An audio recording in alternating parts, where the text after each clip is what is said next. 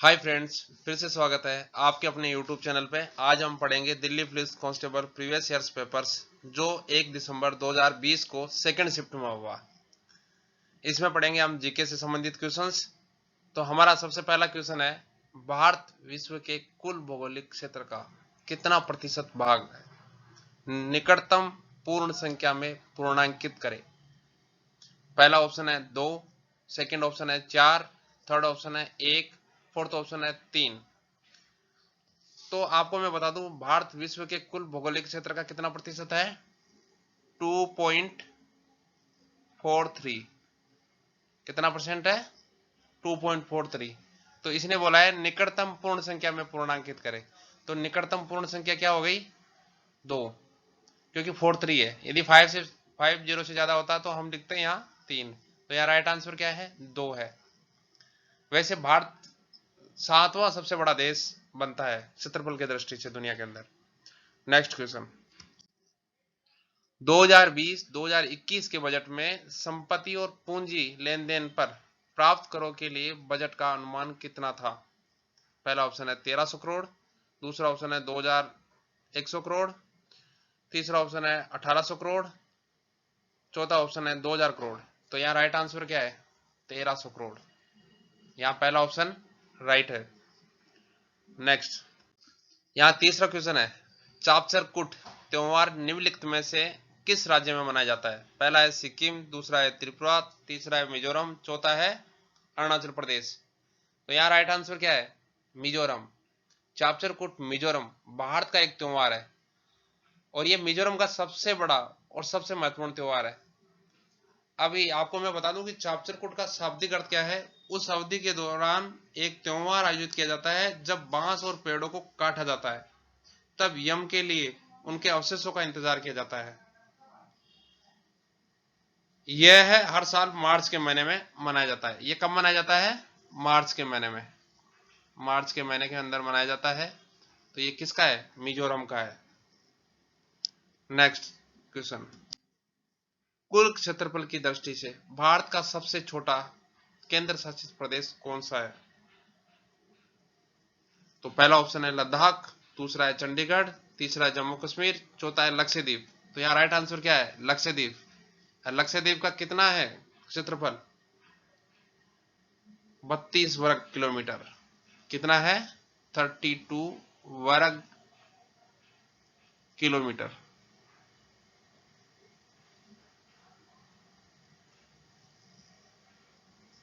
Only 32, 32 वर्ग kilometre है।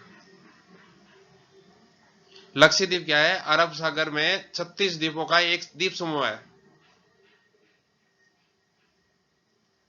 मलयालम में इसका अर्थ यदि हम निकालते हैं तो 1 लाख द्वीप, लक्षद्वीप। नेक्स्ट क्वेश्चन, निम्नलिखित में से किस उपकरण का उपयोग अवशोषित या विकसित ऊष्मा को मापने के लिए किया जाता है?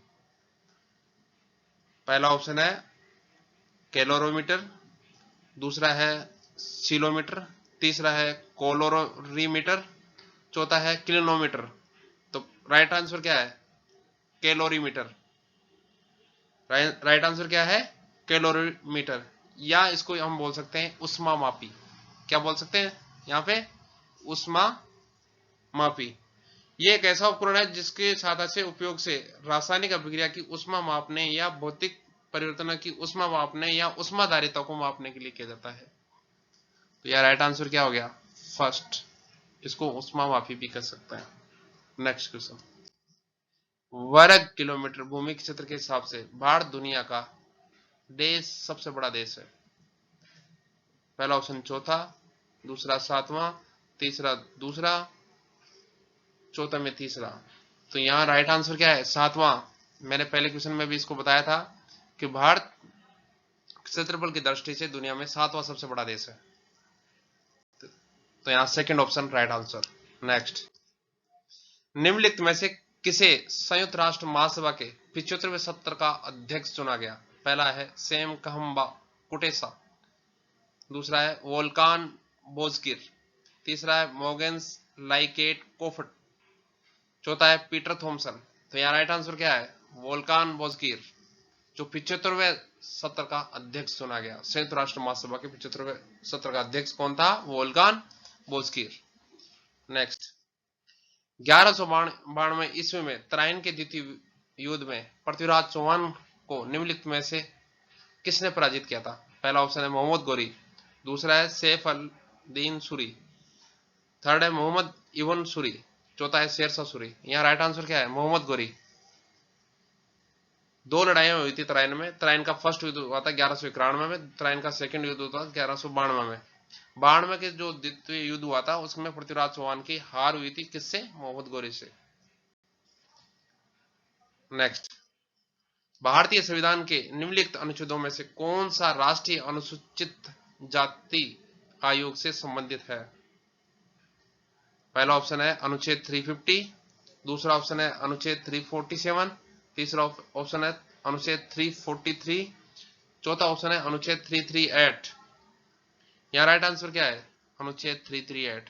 अनुच्छेद 338 के तहत अनुसूचित जातियों और अनुसूचित जनजातियों के लिए राष्ट्रीय आयोग की स्थापना संविधान या अन्य कानूनों के तहत अनुसूचित जातियों और अनुसूचित जनजातियों के लिए प्रदान किए गए सभी सुरक्षा उपायों की निगरानी के उद्देश्य से की गई थी। नेक्स्ट क्वेश्चन, निम्नलिखित में से कौन सा भारतीय संविधान की 7वीं अनुसूची में राज्य सूची में शामिल मामला है? पहला है रेलवे, सेकंड है प्रत्यर्पण, थर्ड है बाजार और मेले, चौथा है युद्ध और शांति। तो यार राइट आंसर क्या है? बाजार और मेले। बाजार और मेलों को भारतीय संविधान की 7वीं अनुसूची में राज्य सूची में शामिल किया गया था। नेक्स्ट क्वेश्चन, अमेरिकी ओपन 2020 का पुरुष एकल का फाइनल निम्नलिखित में से किसने जीता था?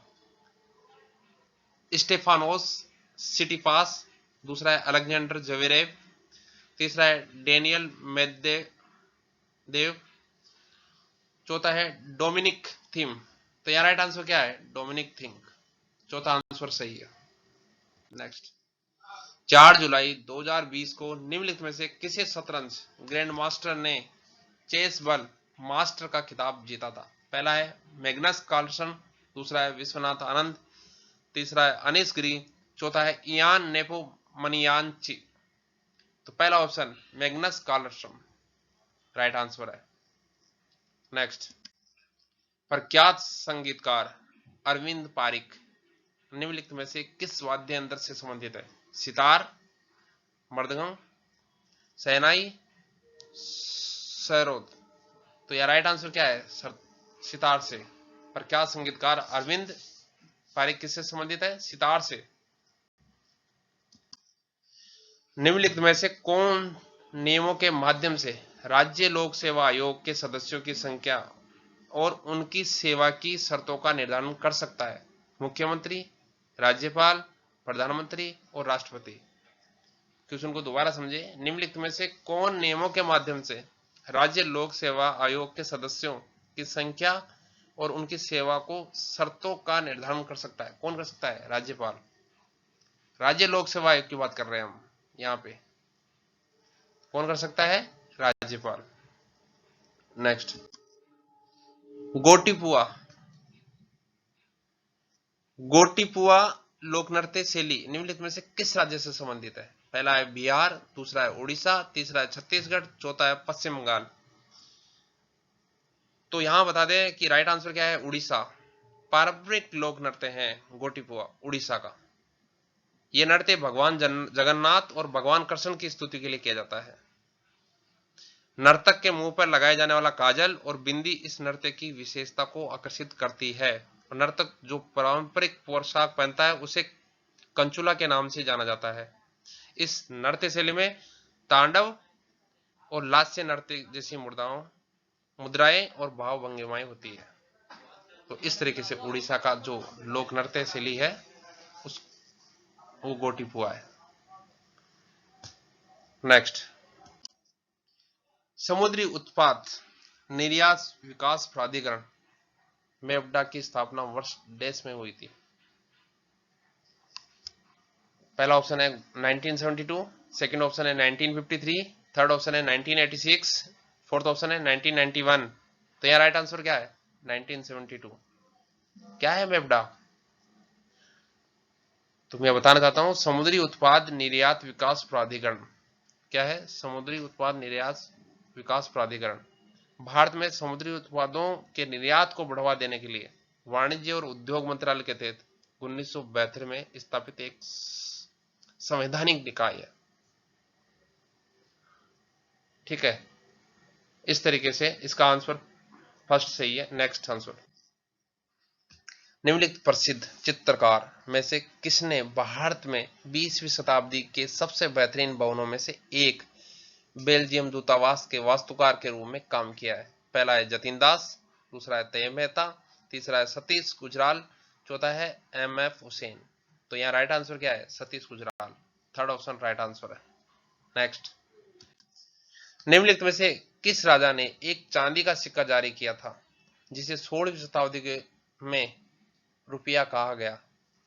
तो पहला ऑप्शन है अलाउद्दीन खिलजी, दूसरा ऑप्शन है इब्राहिम लोदी, तीसरा ऑप्शन है शेरशाह सूरी, चौथा ऑप्शन है मोहम्मद शाह प्रथम। तो यहाँ राइट आंसर क्या है? शेरशाह सूरी। शेरशाह सूरी ने एक चांदी का सिक्का जारी किया था जिसे 16वीं शताब्दी में रुपया कहा गया। बच्चे को दूध पिलाने वाली माताओं के दूध में निम्नलिखित में से कौन सा हार्मोन पाया जा सकता है? प्रोजेस्टेरोन, दूसरा है मेलाटोनिन, तीसरा है ग्लूकागन, तीसरा है टेस्टोस्टेरोन। तो यह पहला वाला ऑप्शन सही है। राइट ऑप्शन क्या है? प्रोजेस्टेरोन। नेक्स्ट क्वेश्चन, निम्नलिखित में से किस तंतु को कृत्रिम रेशम भी कहा जाता है? किस तंतु को कृत्रिम रेशम भी कहा जाता है? पहला ऑप्शन है नायलॉन, सेकंड ऑप्शन है पॉलिस्टर, तीसरा है रेयॉन, चौथा है टेफ्लॉन। मैं आपको बता देता हूं थोड़ा सा आपको जानकारी के लिए कि रेयॉन वह रेशा है जिसे कृत्रिम रेशा कहा जाता है। ऐसा क्यों है? रेशम कीट से रेशम प्राप्त करने वाला पहला देश कौन सा है? चीन। पर चीनियों ने यह रहस्य अपने पास ही छुपा के रखा, किसी को बताया नहीं। तो 19वीं शताब्दी में क्या हुआ? वैज्ञानिक रेशम के गुणों के समान एक फाइबर प्राप्त करने की कोशिश की। फाइबर किससे मिलता है? रेयान किससे मिलता है? लकड़ी के गुद्दे से प्राप्त होता है। किससे मिलता है? लकड़ी के गुद्दे से प्राप्त होता है। यह रेशम से सस्ता भी है और इस रेशम के रेशों की तरह ही बुना जा सकता है। तो यार राइट आंसर क्या है? नेक्स्ट क्वेश्चन, दिसंबर 2019 में निम्नलिखित में से किसे क्रिकेट ऑस्ट्रेलिया की दशक की एक दिवसीय टीम के कप्तान के रूप में नामित किया गया? पहला ऑप्शन है कुमार संगकारा, दूसरा ऑप्शन है क्रिस गेल, तीसरा ऑप्शन है माइकल क्लार्क, चौथा ऑप्शन है MS धोनी। तो यार राइट आंसर क्या है? MS धोनी। नेक्स्ट, भारत की आकस्मिकता निधि का संरक्षक कौन है? क्वेश्चन को दोबारा समझे। भारत की आकस्मिकता निधि का संरक्षक कौन होता है? पहला वित्त मंत्रालय, दूसरा राष्ट्रपति, तीसरा नीति आयोग के CEO, चौथा प्रधानमंत्री। तो यार राइट आंसर क्या है? राष्ट्रपति। थोड़ा सा मैं इसके बारे में जानकारी दे देता हूं कि आकस्मिकता निधि क्या है। ये संविधान के अनुच्छेद 267 के अनुसार संसद को एक निधि स्थापित करने की शक्ति दी गई। इस निधि को भारत की आकस्मिक निधि कहा जाता है। ये एक ऐसी निधि है जिसे संसद द्वारा पारित कानूनों द्वारा समय समय पर धन जमा किया जाता है। वर्तमान में इस निधि के लिए 500 करोड़ की राशि का प्रावधान है जो 86वें संविधान संशोधन के अंदर किया गया था। नेक्स्ट क्वेश्चन, भारत में हर साल राष्ट्रीय खेल दिवस कब मनाया जाता है? पहला ऑप्शन है 19 सितंबर, दूसरा ऑप्शन है 29 सितंबर, थर्ड ऑप्शन है 19 अगस्त, चौथा ऑप्शन है 29 अगस्त। तो यहाँ राइट आंसर क्या है? 29 अगस्त। 29 अगस्त को क्यों मनाते हैं? इसका एक रीजन है। भारत में राष्ट्रीय खेल दिवस प्रत्येक वर्ष 29 अगस्त को मनाया जाता है। 29 अगस्त को मनाने का एक कारण यह है कि इस दिन भारत के दिग्गज हॉकी प्लेयर मेजर ध्यानचंद का जन्म होता है। मेजर ध्यानचंद को हॉकी का जादूगर कहते हैं।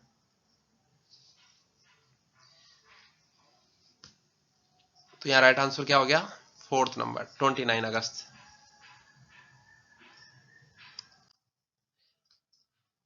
निम्नलिखित में से नेक्स्ट क्वेश्चन है, निम्नलिखित में से कौन सी नदी उन 3 नदियों में से एक है?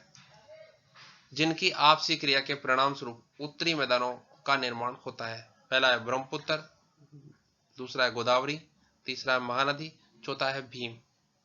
मैं आपको बता दूं कि वह 3 नदियां कौन सी है जिसके कारण इनका उत्तरी मैदानों का निर्माण होता है।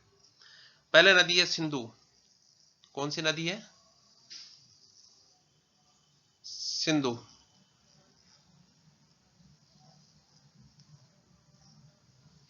सेकंड नदी है गंगा और थर्ड नदी है ब्रह्मपुत्र। ये तीनों नदियां हैं। जो उत्तर के मैदान में दुनिया का सबसे बड़ा क्या है?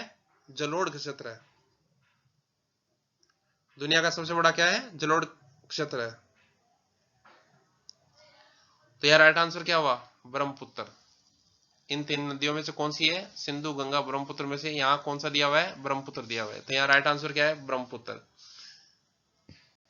नेक्स्ट क्वेश्चन, आजी लामू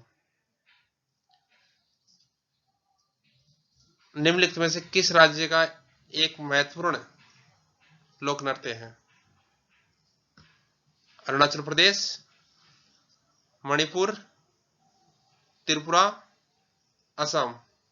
तो यार राइट आंसर क्या है? अरुणाचल प्रदेश का। इसके बारे में थोड़ा सा जानकारी देता हूं आपको। तवांग की मोनपा जनजाति, तवांग की कौन सी जनजाति? मोनपा जनजाति, मोनपा जनजाति द्वारा प्रस्तुत सबसे प्रसिद्ध लोक नृत्य शैलियों में से एक क्या है? अजिलामू। संक्षेप में यह तिब्बती भाषा में हिंदुओं की रामायण है। तिब्बती भाषा में क्या बोलते हैं इसको? हिंदुओं की रामायण बोलते हैं। इस नृत्य नाटक के कुछ जो क्या है मुख्य जो पात्र होते हैं, कितने होते हैं? 5 पात्र होते हैं। इसमें क्या होते हैं? 5 पात्र होते हैं। मुख्य पात्र न्यापा है और विरोधी न्याओ। मैं आपको लिख के बता देता हूं। विरोधी है न्याओ और मुख्य पात्र कौन सा है? न्यापा। तो यार राइट आंसर क्या है? अरुणाचल प्रदेश। यहाँ राइट आंसर क्या है? अरुणाचल प्रदेश। थैंक यू दोस्तों वीडियो को पूरा देखने के लिए और पूरा समझने के लिए।